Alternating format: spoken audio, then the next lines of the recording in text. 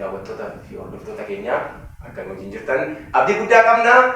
Gaaffii lammaffaan akkas jedha eebbisa. Mooraa yuunivarsiitii keessatti jaalallee godhachuun faayidaa moo dhiibbaa qaba jettee yaadda? Jaalallee tun garli fedhan boyfriend. Gaaffii bareedduudha. Gaaffii umurii keenyaa fi bakka nuti jiru faana wal fakkaatudha. Dhugaa dubbachuudhaaf taanaan waan kana hundi keenya iyyuu miira keenya keessa waan jiruuf yookiin qalbii keenya keessa waan jiruuf amma naaf galee normaalii bakka qajeelchee amma eebbisaadhaaf galee hiriyyaan dubaraa dhiiran barbaachisaa dhiirri hiriyaa dubaraa hin barbaachisaa sadarkaa yuunivarsiitii keessatti dhiirri immoo hiriyaa dubaraa qabaachuun isaan barbaachisaa jedhuu fi warra itti amanee akka isa barbaachisutti hiriyaa dubaraa wajjin jiruu fi eeyyee nama barbaachisa. Warra akka koommoo itti amanee sadarkaa yuunivarsiitii keessatti yookiin immoo hiriyyaan dubaraa qabaachuun nama barbaachisu jedhee itti amanee jiruufis sirriin nama barbaachisa. Yookiin yaada kiyyaan fidee an akka kootama fakkeenyaa fi hiriyaa dubaraa hin qabu yoon ta'e sadarkaa yuunivarsiitii keessa gaafa jiru hin qabu gaafa ta'u mooraa yuunivarsiitii keessatti namni wal jaallachuun hiriyaa qabaachuun hin barbaachisu. Kan hin murteessee dubbadhu jechaadha. Hiriyaa qabaachuun warra barbaachisa jedhanii isaan barbaachisee itti galeef dhuguma hiriyaa qabaachuun isaan barbaachisa. Garuu namni tokko amma nama ta'ee jirutti waan isa baasuuf waan isa hin baasne beekuu qaba. Dhugaadhaaf taanaan namni sadarkaa yuunivarsiitii darbee jiru nama waan isaa murteessuu danda'u, waa'ee isaa irra darbee waa'ee eenyummaa isaa murteessuu danda'u, nama waa'ee biyya kanaa isaaf galedha. Innaa barataan gaafa nama tokko ofitti dabalu ofii isaa nama ta'e waan jiruuf hiriyaa jechuun irratti waan xiqqoo yookiin waan gadi bu'aa miti. Waan yeroo garbiraaf wal argan miti. Waan yeroo buna dhuguuf wal argan miti. Waan wajjiniin mana nyaataa deemanii nyaachuudhaaf wal argan miti. Hiriyaa jechuun jireenya keetti dabalachuudha. Jireenya nama sanaatti dabalamu. Sababa sanaa hiriyaan sadarkaa yuunivarsiitiitti baay'ee barbaachisaadha. Warra qabatanii waliif beekanii wal beekanii jiraataniif gaariidhaan jedha. Warra kaaniif immoo warri haalli sun akka ba'aatti, akka dukkanaatti, akka dhagaatti isaanitti ulfaatuuf dhuguma wantichi akkuma san ilaalaa jiran baay'ee ulfaata, baay'ee akka malee kan nama yaaddessu, kan dhiphina qabu, kan gidiraa hedduu of keessaa qabu hiriyyummaan jireenya nama tokkootti of dabaluudha, jireenya nama tokko ofitti dabalachuudha waan ta'eef akkasitti naaf galaanaa hiriyyaan sadarkaa faayidaa dhiibbas qabaa jechuudha. Akkataatti fayyadamaa isaanii. Garuu ani amma fakkeenyaaf amma jaalallee godhachuun faayidaa dhiibbas qabas hin jedhunis maaliif kan itti fayyadamaa jirtu faayidaa isaa beeka. Kan itti fayyadamuun immoo faayidaa waan tokko dubbachuun hin danda'amu. Nyaata tokko yoo gadhamtee booda mi'aawu gaarii miti jetta waan ta'eef. Ani garuu akkanatti fakkaatutti itti fufiinsa isaa shakka.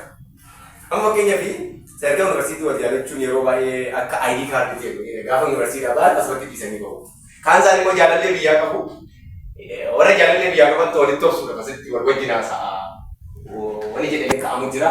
Egaa jaalallee har'aa jechuun waadha manaa keenya godhuu jechuudha. Akkas ta'e egaa jaalallee isaa har'a wajjin ji'a lama ji'a sadii waggaa lama wajjin jiraatan jechuun anaaf jaalallee jedhu.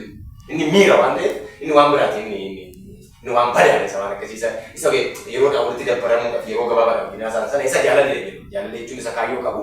Isa har'a jaalattee borummoo haadha manaa kee godhatta jechuun dhaqxee fira keerratti dabaltee dhiiga keerratti dabaltee. Akkanaa itti fufiinsaas yaadessu eebbo. Akkuma yaalte jaalalli sadarkaa mooraa yuunivarsiitii keessatti jalqabu irra baay'een isaa yookiin irra caalaan isaa bifa kontoraataadha.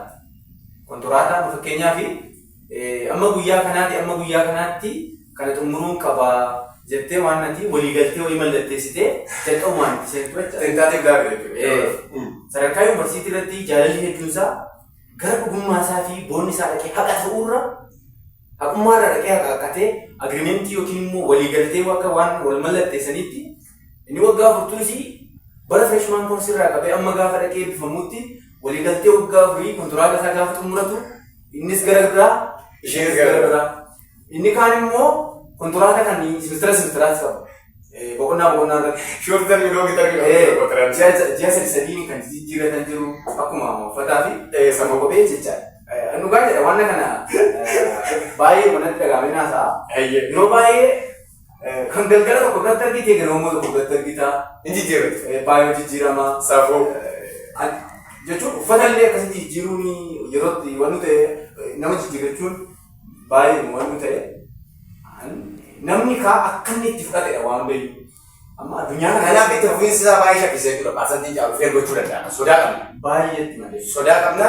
Kanaaf warri jaalallee godhatanii wajjin jiraachaa argamu kun yeroo gabaabaadhaaf moo yeroo dheeraadhaaf yaa saba. Mee itti yaadaa.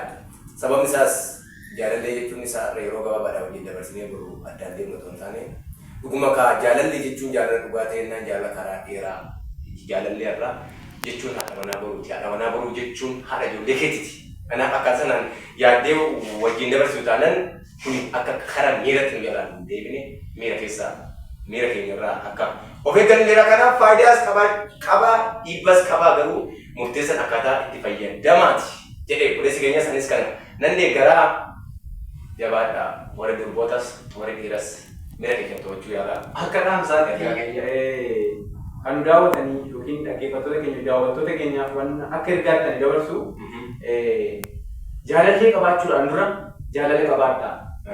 Warri shamarran hiriyoonni keenya dubaraas hiriyoonni keenya dhiiraas jaalallee qabaachuudhaaf warri shamarranii gaafa jaalallee dhiiraa barbaadan yookiin hiriyaa dhiiraa barbaadan dura jaalala qabaadhaa. Dura jaalala hiriyaadhaaf ta'u jaalala namaaf ta'u dura qabaadhaa.